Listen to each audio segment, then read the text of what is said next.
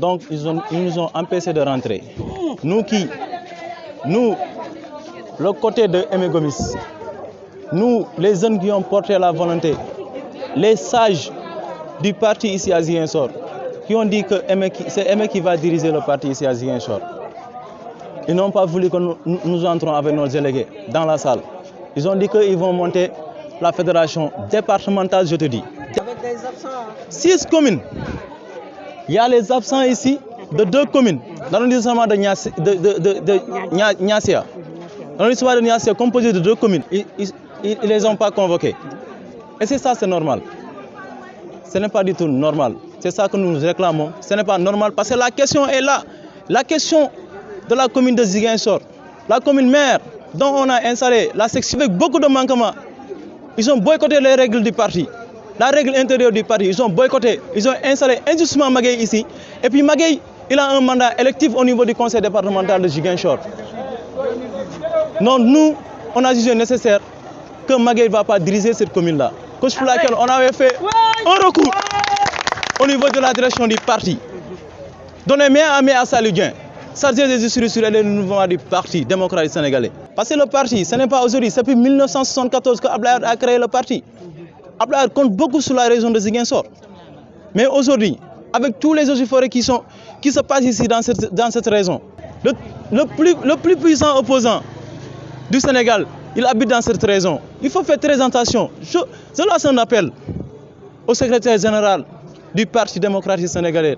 Je le nomme Maître Abdoulaye Wade, à notre candidat Karim Meïssa Wade, qui n'a qu'à venir régler la question de Ziguinchor. L'objectif de cette rencontre est de permettre et aux personnes en situation de handicap de participer activement à la vie politique.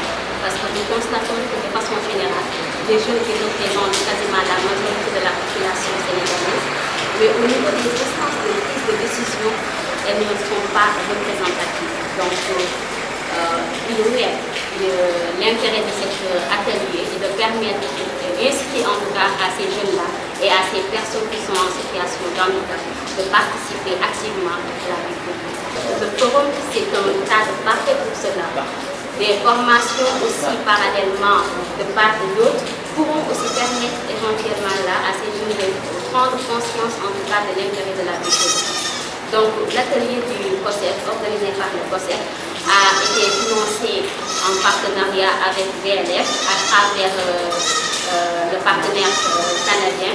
Donc voilà, Affaires mondiales Canada. En tout cas, ça nous permettra, nous jeunes, de pouvoir participer, de connaître l'intérêt ou les défis réels auxquels nous sommes confrontés afin de pouvoir prendre part aux instances de prise de décision.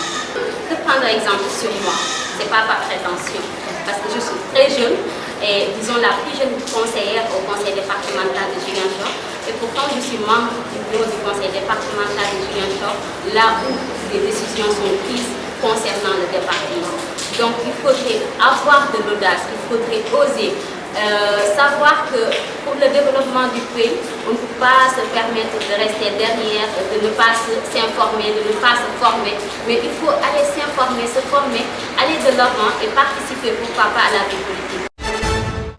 Le présent projet de réponse à l'insécurité alimentaire s'inscrit bel et bien dans ce cadre.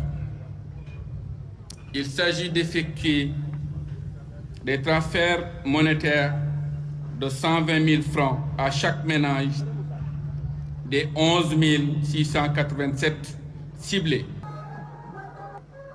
et de toucher 3 426 ménages répartis dans les départements de Linguère avec 1 304 ménages et Kébémer avec 2 122 ménages.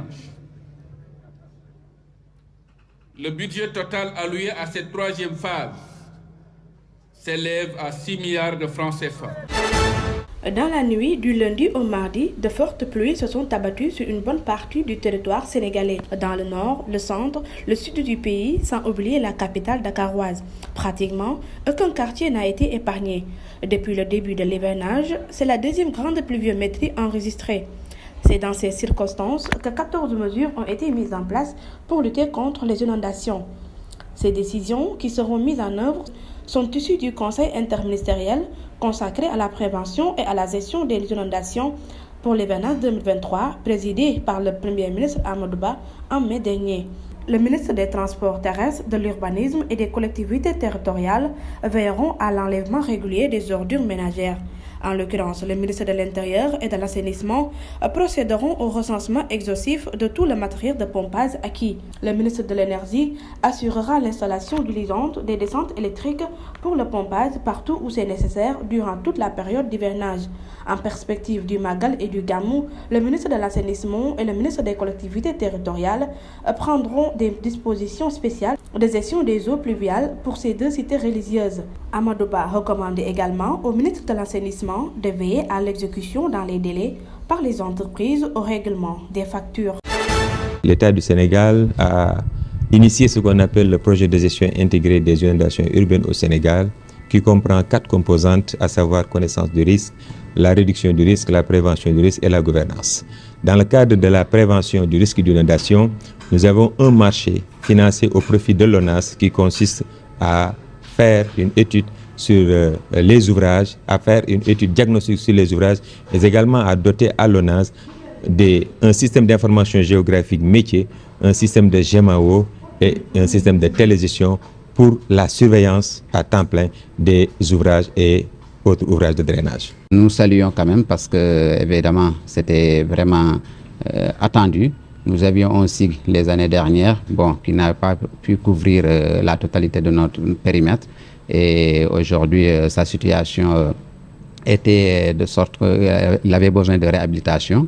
Nous avons un système GMAO qui n'était pas aussi assez performant et un SIG qui n'était pas du tout de SIG métier.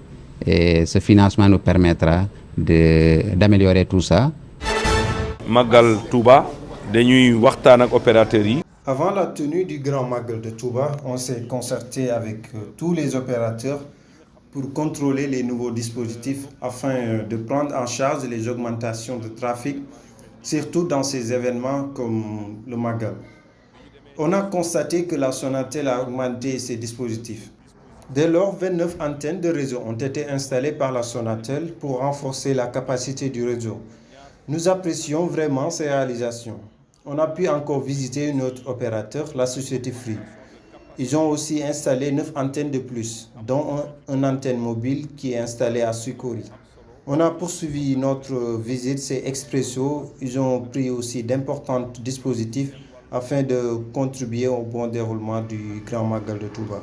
Ci wàllu disposition jël nañu ay motuwaay yu mat sëkk. Alors, je voudrais attirer l'attention des fidèles à ce qui concerne de la sécurité de la ville sainte de Touba. Comme vous le savez tous, nous avons une seule voie principale ici. Et avec la pluie, souvent, il est difficile de se mouvoir. Presque, il y a de l'inondation partout. Alors, de ce fait, il va falloir que les fidèles tiennent compte de cela. Souvent, il encombre le passage et que les gens, souvent, c'est difficile de vaguer à leur occupation car les ronds-points sont tous occupés. Maintenant, il va falloir que les fidèles fassent une compréhension de cela. Personnellement, hier, j'étais victime de cela. J'étais sorti pour me rendre quelque part. Du coup, la voie était bloquée. Du coup, j'étais obligé de retourner à la maison. Et l'autre point que je voudrais signaler, tantôt, j'avais évoqué ça avec le sous-préfet.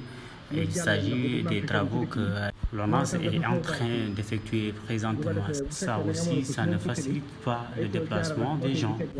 Et pour cela, je demande à leurs responsables de voir leur installation.